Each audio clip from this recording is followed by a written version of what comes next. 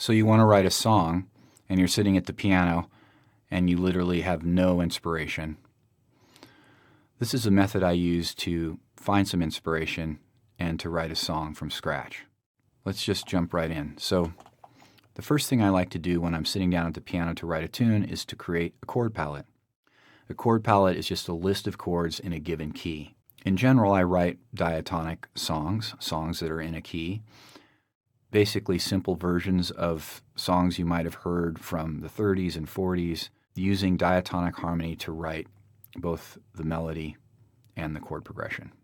Obviously, there's many ways to write, and you can take a more modern approach, even selecting chords randomly or writing purely just from melody or counterpoint, bass, and melody.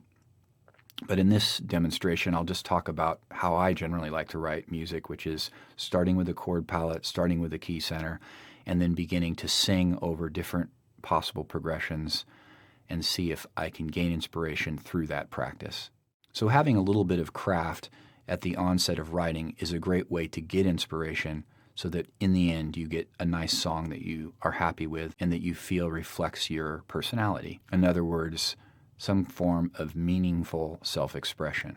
So when I talk about a chord palette, I'm talking about all the chords that you can find from a given scale or 7-note set or key center. In this case, I'm just going to use a C major scale since this is the easiest scale to teach from and also the easiest for me to play at piano. Being a sax player, my piano skills are pretty limited, so this is helpful for me when I'm writing. In the end, you can transpose the tune into any key that you prefer. So in the key of C, we have various chords and triads. First, we'll look at the triads. So this is often overlooked when we write tunes. The triad is a powerful and easy way to write strong melodies. In the key of C, we have the C major triad, the D minor triad, the E minor triad, the F major triad, the G major triad, the A minor triad, and the B diminished triad. These triads and all their inversions, root position, first and second inversion, are great starting points for creating a melody. Let's look at that a little bit before we move on. So in the key of C, we have C major, D minor, E minor, F major, G major, A minor, B diminished, and C. And we have all these in their inversions: root position, first inversion, and second inversion for each of the triads. The first thing I like to do is to begin singing melodies over the triads. You can just pick a random progression. So let's say we're going to go from F major to E minor. So here's F major, and here's E minor. So I'll just sing this top note. Da, ba, do, da, da, da, da. And then oftentimes, if I'm singing the root on the E minor, I might put the E minor in inversion, so put the third in the bass. So, da, da, da, da, da, da, da, da, da.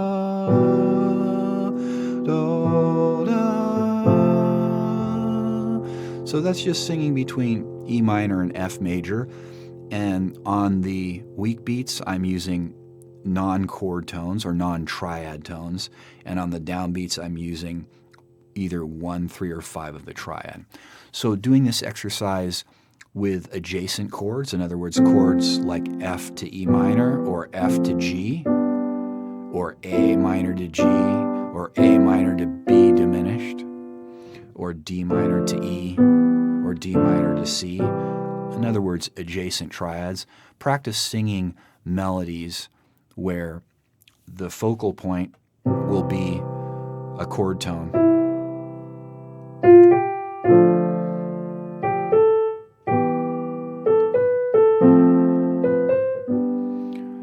And on the weak beats or going into the next chord are going to be the non-triad tones. You can do this for quite a while, and you'll start to often find a melody that you like to begin your composition, and it improves your understanding of diatonic harmony and how basically triads function within a key. So secondly, we look at the seventh chords, we have C major 7, D minor 7, E minor 7, F major 7, G 7, A minor 7, B half diminished, and back to C major. Those are our 7 diatonic 7th chords in the key of C. So when I begin to write, I usually start with triads, start singing some simple melodies with the triads, going between triads and the chord tones within the triad, using passing tones between those chord tones, and then I might progress to 7th chords.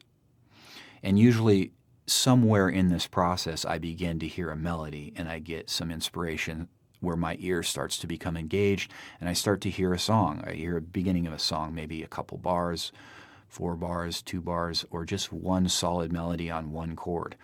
All of this leads you to being inspired, which is a much easier place to write from. So this simple craft gets you inspired, and then once the inspiration takes over, you should be able to sit at the piano for hours and write.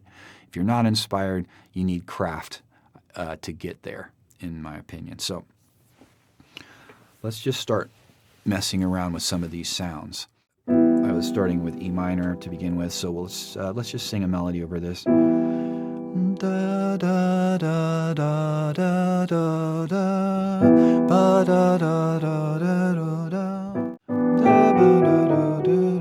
And you can see when I use my ear and I sing, I'm already outside of the key of C. I sang basically E melodic minor, or maybe harmonic minor. So you can see by using my ear and singing, I've already sung 2 notes that are outside of the key of C. And so I'm implying, some sort of E minor sound, maybe E harmonic minor, or E melodic minor. And as you can see, this triad, E minor triad, comes from C major, but it also comes from those 2 modes of E minor. And so this is modal interchange, in other words, just implying a different mode that shares a triad in common or a 7th chord in common. To differentiate between the different modes, if I had used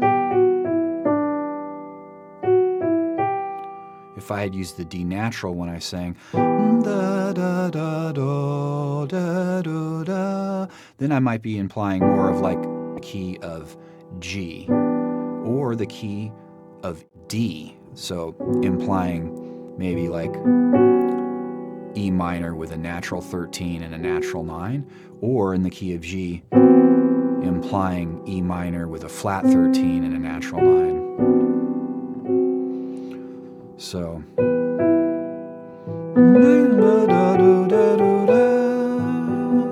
and there's that same melody move up to a third. And if it were, again, a Dorian sound from the key of D, it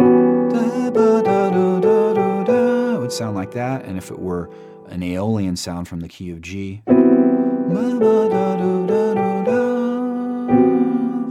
and even though I've introduced possibly an F sharp and C sharp, or F sharp and C, I'm still thinking in the key of C.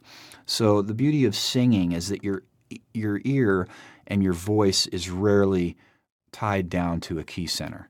There's a lot of freedom in your voice, and so you'll immediately start singing notes that aren't entirely in the key of C, which is great. You get more diversity in your melody and more interesting melodies. And it might take you into other keys. You might start hearing a modulation going into, say, the key of D or the key of G. So let's say we start with E minor, and we're gonna, let's see, this would be the Dorian version of E minor with a 13 and a 9. And then the Aeolian version of E minor, and that sounds pretty to me. I like that. So let's say we start like this. This is a nice melody, in my opinion, just a simple melody.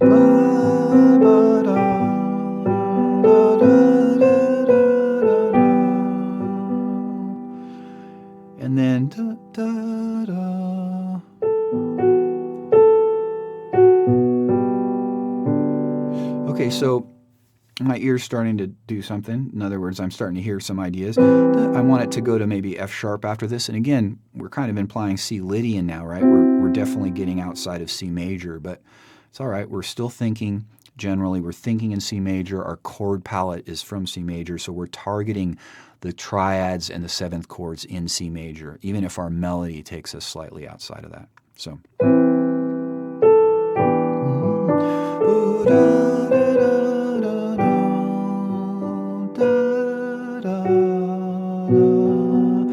And I'm hearing, so this is the same kind of idea. So instead of B minor or B diminished in the key of C, thinking B minor. So I'm clearly in thinking kind of in G, I would say, or possibly D. This would be the 6 chord in D or the 3 chord in G. But if I do the same thing, so like G major 7 over B, like I did the C over E, then I can do the same thing. Yeah, and just repeat the melody, right? So this sounds, I'm hearing this.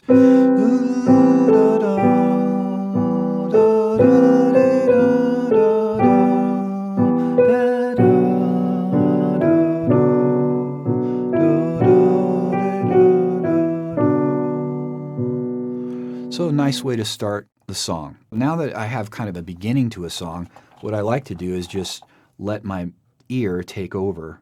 So I might sing it again. Let's see.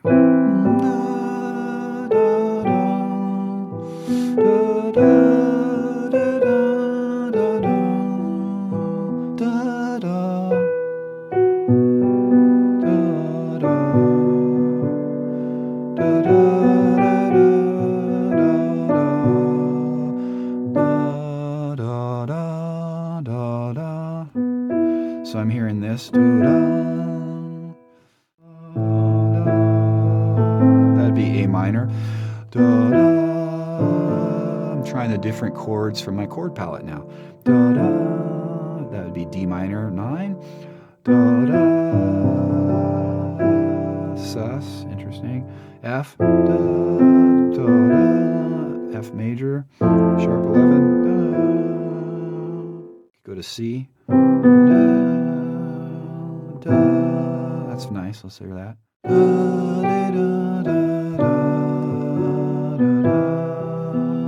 Yeah, that sounds good. It almost sounds like this is the 4 chord in G. It feels to me like it needs to rest right there. Go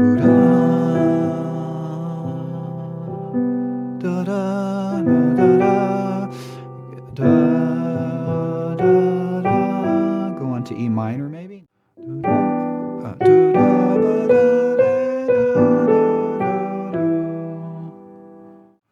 We could have that walk down that we do often in jazz. So E minor, maybe going clear to C sharp half. That sounds nice.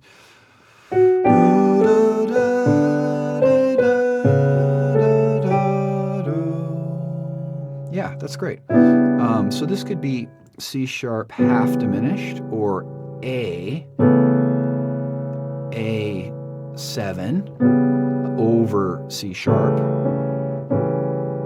So in the key of C, A7 would function as 5/7 of 2.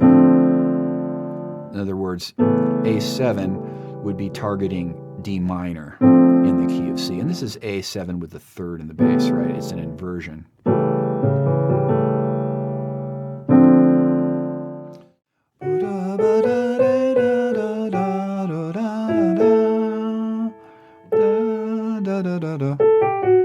So it's kind of going to a D there, right? Maybe D7. Could do D sus. Or D add 9. That sounds good. D add 9. You could put the 3rd in the bass.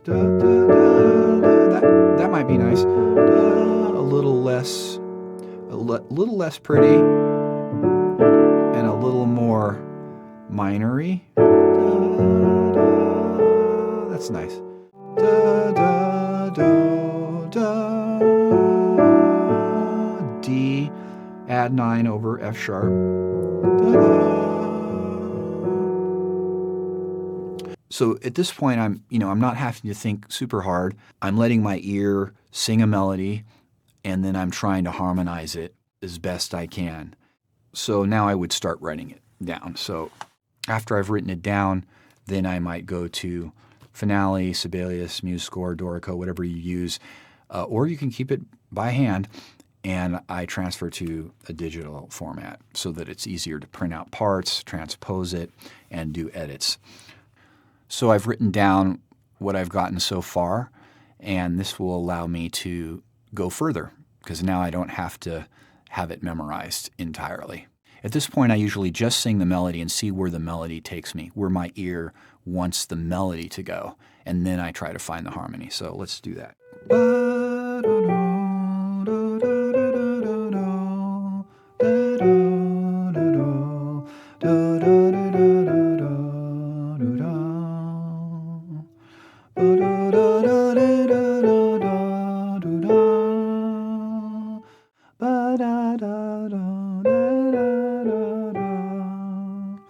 That's what I'm hearing.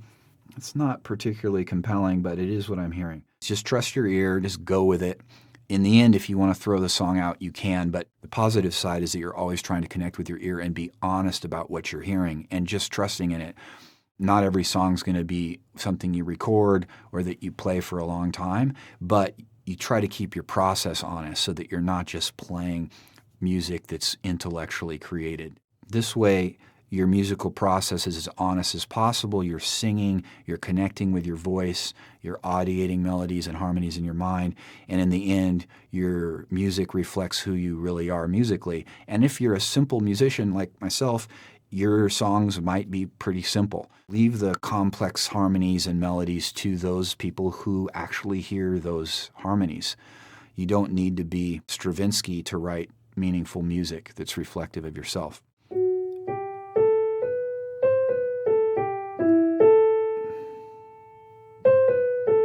Yeah, I'm hearing that. Could go back to C.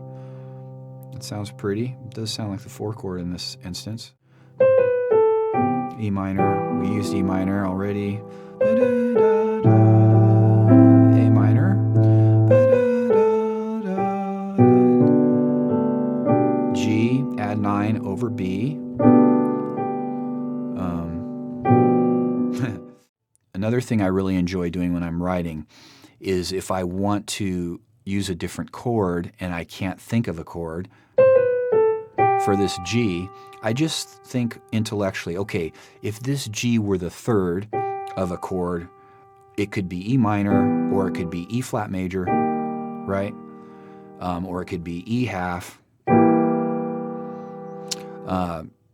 right? Thinking that way, where I'm just kind of using math. Or if it were instead of the third of the chord, if it were the fifth of the chord, it could be, if it were the fifth, it could be C again, or C minor. Or it could be C sharp half. That's interesting. That sounds nice. Okay, or it could be, let's say it's the 9 of a chord. F minor. It could be the sharp 9 of a chord. It could be the flat 9 of a chord. These are all, to my ear, not fitting the vibe of the song, which is pretty diatonic and simple. I kind of did like the E flat. It's kind of pretty, the third of E flat major. Could also put that in E flat major in inversions. It could be E flat over B, B flat. Maybe not.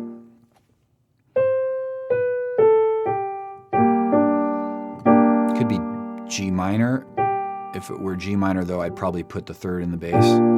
That's nice. Or the fifth in the bass. I like the third in the bass. Let's hear how that sounds.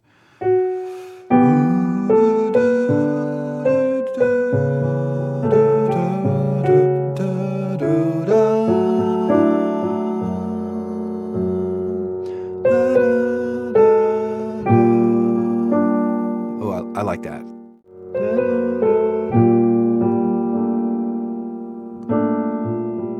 Yeah, another rest there, like a couple bars. And I'd put a 9, G minor 9 on that. So now I'll write that down. And again, going back to singing the melody.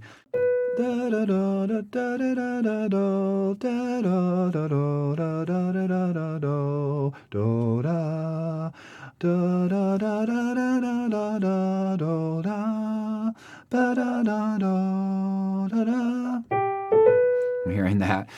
If I'm honest, I just hear really simple melodies. These are stepwise melodies, right? Linear melodies. And again, when we use our voice, that's the beauty of the voice, is that voice leading is always the case when you sing. You need to lead the voice in order to sing something. And so the leaps come rarely. Diatonic stepwise motion becomes the norm. I'm going back to a diatonic. So that would be going back to C.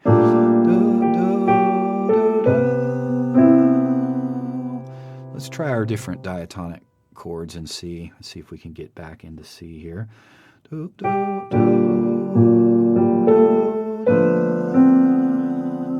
would be D minor 6. E minor. That's nice. Back to E minor.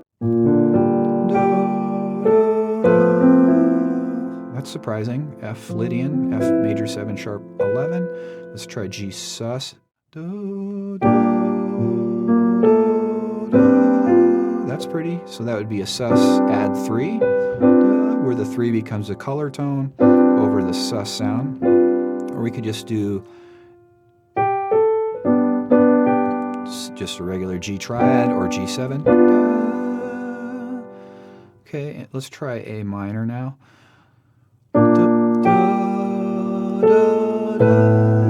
Ooh, that's pretty. That's nice.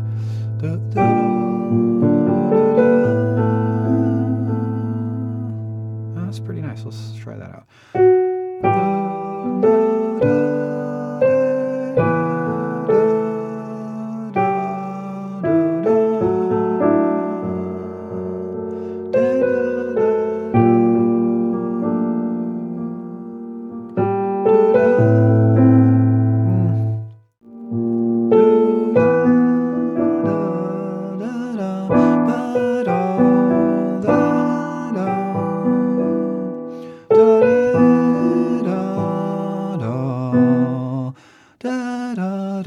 That's what I'm hearing. That's actually from another song of mine.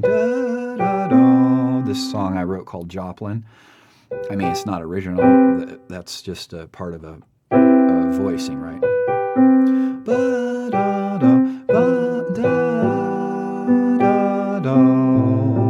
Yeah, this is where the A minor comes. So E minor, da da da da da da da. Now I'm hearing a sequence.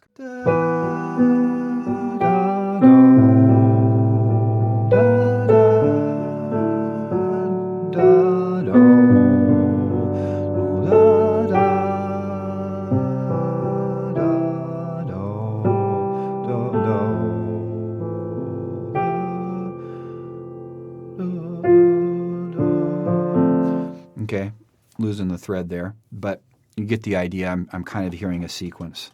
So I'm going to write this down. I like this enough.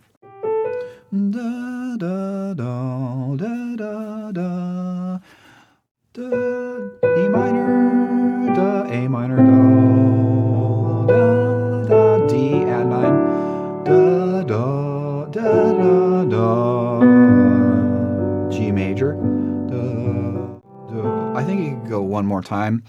Talk about the rule of 3 in writing. Don't do a sequence more than 3 times in a row, but 3 times is effective. Also, if you can make the last part of the sequence of 3 be a little surprising harmonically, that can sometimes also make it more effective. So maybe instead of going to C, we come up with a different chord to go to on the last sequence. So we're in the key da, da, da, A minor, da, da, D, da, da, da, da. Instead of going to C here, maybe going to something else. Da, da, da. There we go. Da, what is this? C sharp half. Da, da, da. Oh, there we go. D sus, maybe? And that last cadence, I think, going from D sus might be too... I mean, it'd be one thing if we're going to end the song here, then, it might be nice to go to the 1 chord finally, but I don't think the song's done yet. It's pretty short.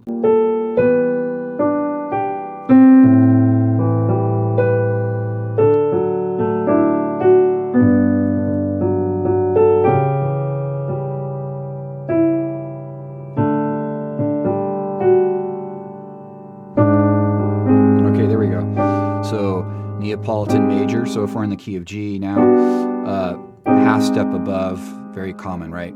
At the end of songs, standards, we often play a half step above the key center. So that sounds pretty to me. From the D sus, do, da, D sus add 3, da, da, da, da, da. Now going to the G major.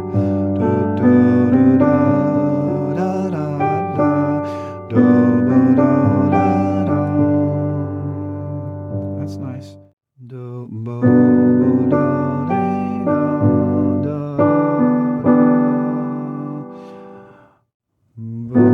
I think it wants to change there, so that would be E minor.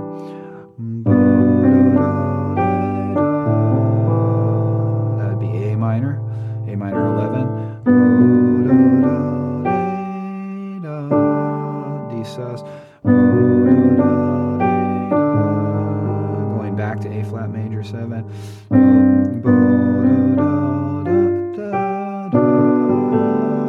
G add 9 over B,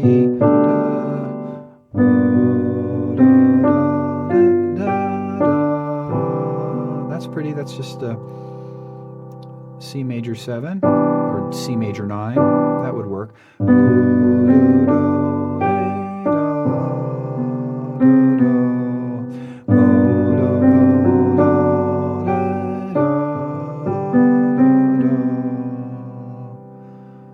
Yeah, that's pretty. So just 1 to 4. If we're actually in the key of G now, it'd be 1 to 4. And obviously that's a super popular progression, right? 1, 4. We could put the 4 in inversion. We could go back to the first inversion like we did at the beginning, kind of hinting back at that first sound that we came up with for this melody.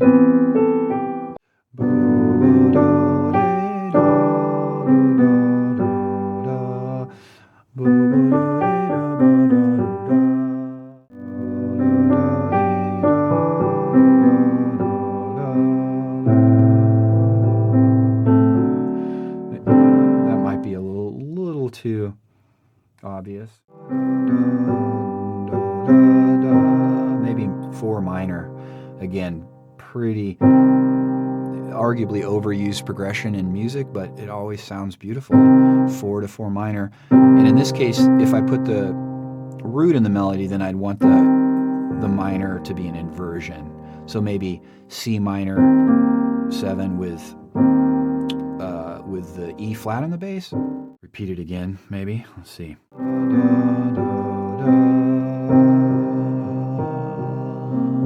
Da, da, da, da, da, da, da, da. That cadence might be, redundant. We've been going to G a lot, so da, da, da. That would be the E minor. Da, da, da, da.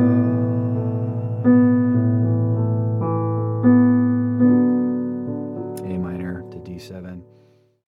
Sometimes, since this feels like kind of we're coming to the end of the tune, like this might be the final cadence of the tune, thinking about how we're going to get back to the top. So if the top starts with this kind of C major over E, which ostensibly is E minor flat 6, right? The E is in the bass. If we target E, we would maybe target with B7, right?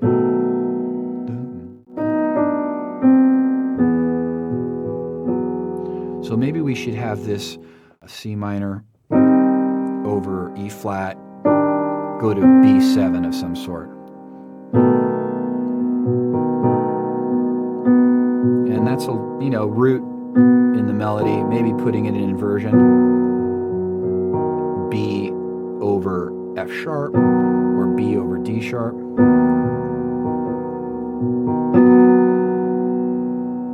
You could even do like a flat B, flat 9, B triad with add flat 9. That sounds kind of cool. Since it's targeting minor, we could use B7 flat 9, sus flat 9.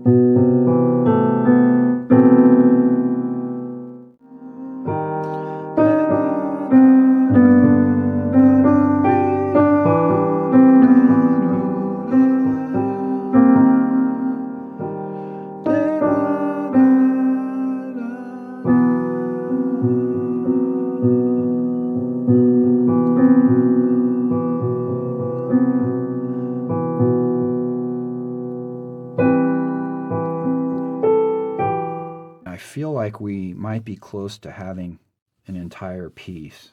So I've written down what I've come up with so far. I did write a little bit of rhythm up here just to basically determine what notes will be long and which notes will be short. It does seem like it's in 4/4 to me. So at this point, now that it's been written out, I start to put the piece into some sort of software program. I use Finale. And then I will start to arrange it. And so arranging it might be changing the key. It might be changing the meter. So maybe I want it to be in 5 or 7. So I would say in the end here, we are clearly in the key of G. And so this tune definitely ended up being in the key of G, even though I was intending to write something in C. This is often the case. And again, the whole idea of a chord palette and a starting point is to get the ear engaged, to get the ear to start to help you write your song so that you're not just doing it through math or merely through some sort of craft. You want the inspiration to take over at some point so that the song is a reflection of your audiation, your musical mind, and this will help the music be more compelling and more honest. This may not be everyone's cup of tea. There's a lot of jazz musicians that would say, it sounds kind of like pop or rock or folk music that I've written, but nonetheless, it is reflective of what I hear in my mind.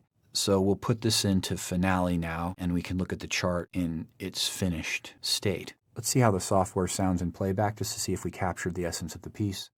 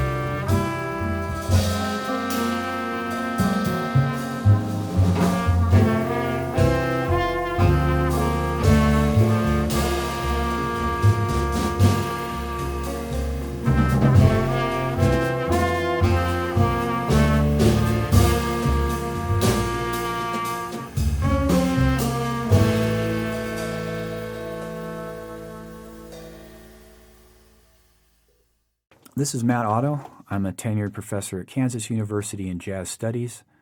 If you enjoyed this video and you'd like to hear some more, please just make a comment, and I'll see you on the next one. Thanks for watching.